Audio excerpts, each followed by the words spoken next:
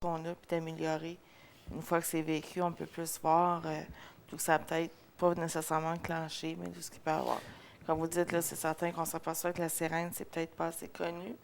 Puis en plus, je suis bien d'accord que si le monde, ils sont habitués à ce son-là, ça va peut-être créer moins une panique. Qu'est-ce qui se passe tout d'un coup, là? Parce que l'élément de panique est très important dans des situations comme ça. Ben c'est ça, non? Ça peut changer. Faites la différence entre un succès et un échec. Donc, il faut que les gens soient Exactement. familiers. C'est ça. Qu'est-ce que j'ai à faire? Le comité qui est en Ouais. ville vont à ce moment-là donner une procédure Des à suivre. instructions, c'est ça. Donc, les gens vont savoir qu'est-ce qu'ils ont à faire. Puis à ce moment-là, je pense qu'ils vont être beaucoup plus confortables. Puis il y a beaucoup plus de chances, comme je disais, que l'événement soit contenu. Parce qu'en bout de ligne, ça demande la participation de tout le monde. C'est ça. Si on regarde la population, puis on regarde le nombre de personnes qui sont impliquées dans l'implémentation du plan de mesure d'urgence, il faut que les gens participent. C'est ça, non? Bon. En tant que tel, ce matin-là, est-ce qu'il y a des employés qui en ont souffert physiquement ou si même là, c'était pas. Comme tel, évidemment, la première journée, on n'a pas eu beaucoup d'informations. Là. C'est venu plus au cours des prochains jours. Sauf qu'il y avait 2 employés sur le site qui, eux, se sont présentés à l'hôpital. OK. Il n'y a eu aucun traitement particulier. Il y a 2 personnes qu'on a visitées chez elles. Rien de particulier après coup. Je pense que c'est plutôt de l'inquiétude. Puis on peut comprendre que ça crée de l'inquiétude. Après ça, il y a eu 2 autres personnes qui se sont aussi présentées à l'hôpital, mais rien de majeur, mais pas des employés de Tembec. Il y a eu un conducteur de l'extérieur qui, lui aussi, s'est dit inquiet, mais il n'a pas eu à se présenter à l'ôpital. Donc, il y a eu 7 personnes à toute fin là, qui ont été incommodées à un certain niveau. Réalistiquement, c'était à quoi qu'on aurait pu s'attendre? Ça aurait été quoi le pire? Je pense juste probablement les poumons irrités, mais c'était rien. C'était un gaz dans un premier temps. Dépendamment du niveau que la personne peut tolérer, c'est de l'irritation. Il y en a qui c'est les yeux qui vont le plus affecter, qui vont sentir une irritation au niveau des yeux, mais c'est rien de majeur, surtout aux concentrations qu'on a vues rapidement là, en tant que tel.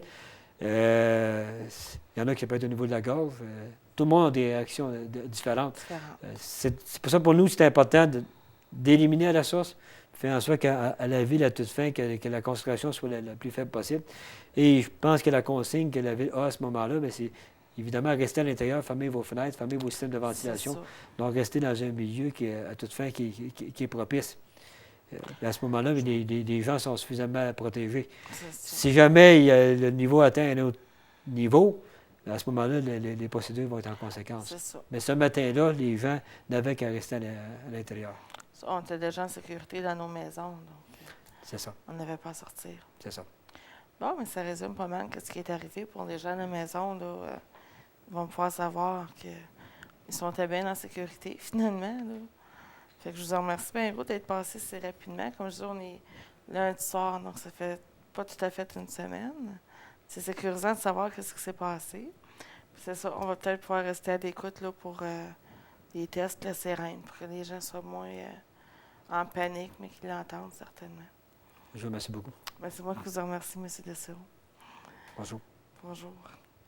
Bon, donc vous voyez, les gens à la maison, on était en toute sécurité. J'espère que ça va vous avoir mis plus à l'aise. Ça a été certainement, en tant que citoyen, je peux vous le dire, c'était énervant. On ne se le cache pas d'entendre les sirènes, puis les camions qui se promenaient, mais c'était pas si pire que ça. Puis, comme on a pu voir, le monde sont là pour prendre soin de nous.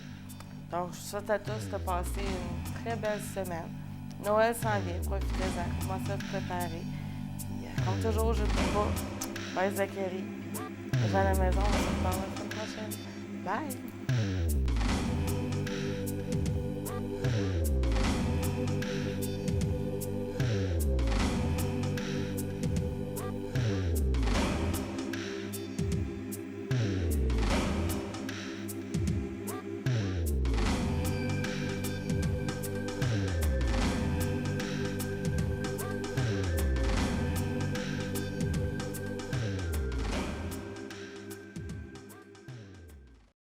Ça faisait 2 heures qu'il pleurait.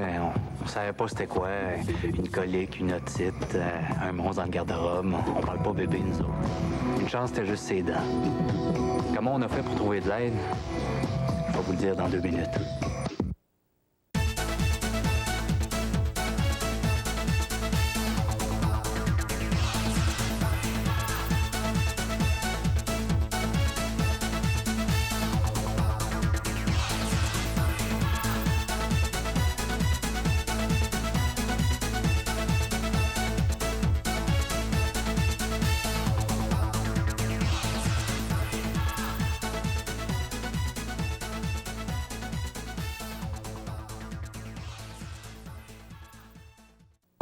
Pour savoir à qui vous adresser pour une petite urgence ou pour toute question de santé, consultez le guide au service de la santé que vous recevrez à la maison.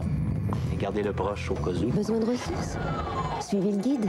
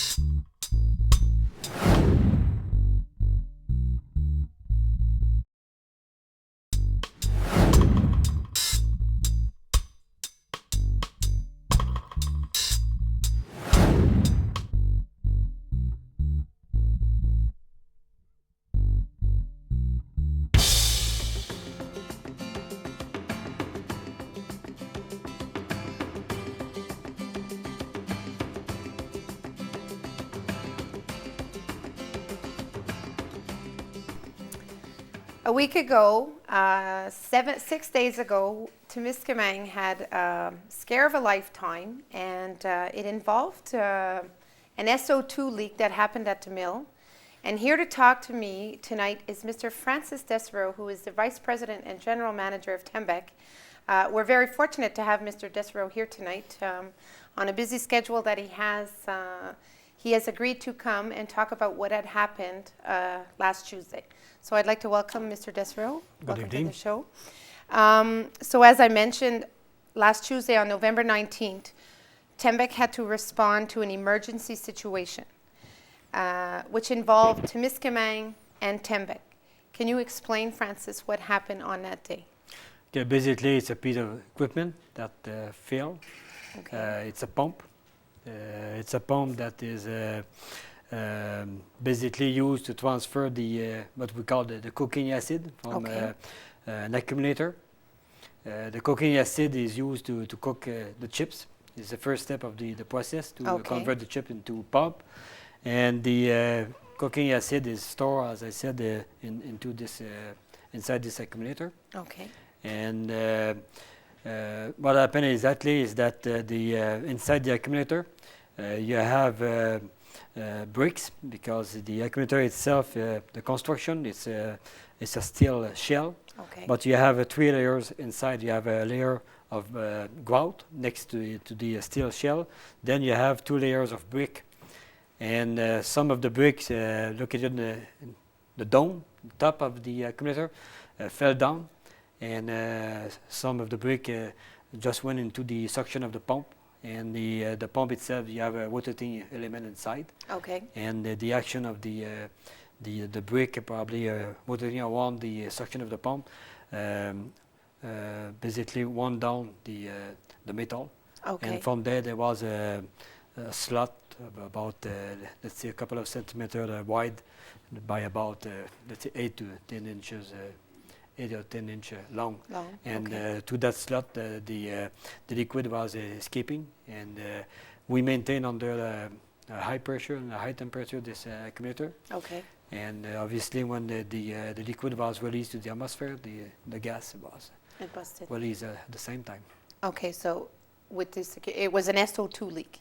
It's SO2 because we use sulfur and ammonia in our cooking process, and when you mix sulfur with oxygen, you got the SO2, and this is what basically we release from the digester when we cook the chips. Okay. What did the company do in response to the emergency? As soon we were told about the event, the time of the personnel officer was called. Okay. And from there, the first thing he did was to call the emergency response team. We have a phone system; it's done automatically. Okay.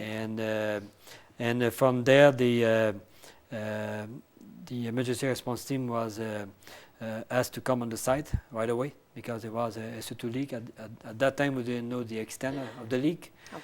But they came on site, and the emergency response team is responsible to contain or hopefully eliminate the leak right away. In this case, it was pretty much difficult to get access to the site where the leak was, but as soon they were able to get access to it, they were able to basically contain it. Okay. But it was quite difficult to get access to this location. And parallel to this, the personnel officer that morning also called using the gas phone. Gas phone is it's another system we have in the case that we have an important gas leak, like that one. Basically, we use that phone to reach automatically again. Let's say a location when we know there is normally a lot of people. Just to name a few, like the schools, the hospital, and the town hall, obviously. And at the same time, we also call the emergency response coordinator for the town, Mr. Pierre Gingras, because depending upon the importance of the leak, he'll have to put in place his own plan of action. Yeah, and basically he was called that morning because we felt at that time that the leak was important enough for the town to take over people from the committee to meet together, and from there inform the population as what to do. Parallel to that morning, we also decided to use a gas monitor, portable gas monitor, and to circulate circulate in town and check the level of SO2 at different locations, because the school. We have not necessarily the school. Obviously, the school was one of the locations. We have a continuous monitoring system installed by the church. But in a situation like this, we prefer to use a portable gas meter and cover a larger area. And from there, you have a kind of a profile, and you know exactly how much gas you have here and there. And from there, you can decide on where you're going to act, because you want to make sure that if the levels are too high, then they act the people are aware and so on. Okay. And these are the 3 steps. And the emergency response team, this team, the member, they have receive a special training on how to contain the situation. I mean, technically, and also the management of this whole operation. It's with them. In other words, they take control. They take control. Okay. And obviously, they have the operating and maintenance crews available to assist, but they are fully empowered. They have control. And they make the decisions. If I go over there, they're going to tell me what to do. Okay. And if I can help, obviously I do. Like the operators and the tradesmen, the same. But they are going to decide what to do. And they're properly trained. They are properly trained. They are properly equipped, and as soon they feel that they can get access, it's safe to get access, and they have very specialized equipment. They go where is the leak, and they contain it. And if they can only shut the valve or whatever they have to do, they do what they need to do. Obviously, as I said, they are going to talk with the operation, because the operation, they know everything about the process. Yes. And the guys are going to tell them, you do this and this and this, and when possible, somebody from the operation is going to also join them. On the operation side, the people are also trained. They know how to use the Scott Air Pack, and they can go inside. Obviously, we're going to ask the guy on the emergency response team first. But if they feel that the situation is contained enough, they also ask operator. But again, these guys are going to be suited the right way, and they are going to wear the proper type they have of proper equipment, everything. How many people are on the emergency rescue team? We have 30 people, the total fire brigade and emergency response team, but we have about 10-12 people that have more, are better trained, let's say, that they have a special formation to face this type of events. Situations. But when we get a fire, we have access to a larger crew. Okay, and the emergency rescue team, are they the only ones with the Scott Air Packs? As I said, if ever they need to be accompanied by an operator, the operator is going to be wearing also a Scott Air Pack. Okay. Okay. They all wear the same type of equipment Okay. because this is what we need. It's standard and it's important because it's Yeah, because it's a self protecting. breathing apparatus, and in other words, you have air contained in the bottle, and obviously the people using this equipment is protected. Protected. That's the main thing because they're going in Yeah. for the situation and It's a full face mask, and the eyes are protected too, and it's the type of equipment that we need in the case. what is the reaction with the gas? Does it burns your eyes, burns your throat? It depends. It's going to be different for every individual, but normally the sign is that you're going to feel that your eyes are irritated.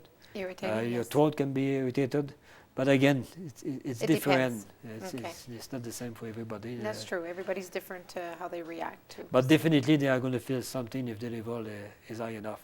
And Okay. from there, it's up to them to react. Every employee working in this area do have a portable mask, and that mask is good up to a certain level. The control room are pressurized. In other words, the people can safely remain In the control room. in their control room. And in the control room, we have also Scott Air Pack. We have different models, different sizes, and so on. Okay. And if ever they need to get the emergency response team to help them to evacuate, the emergency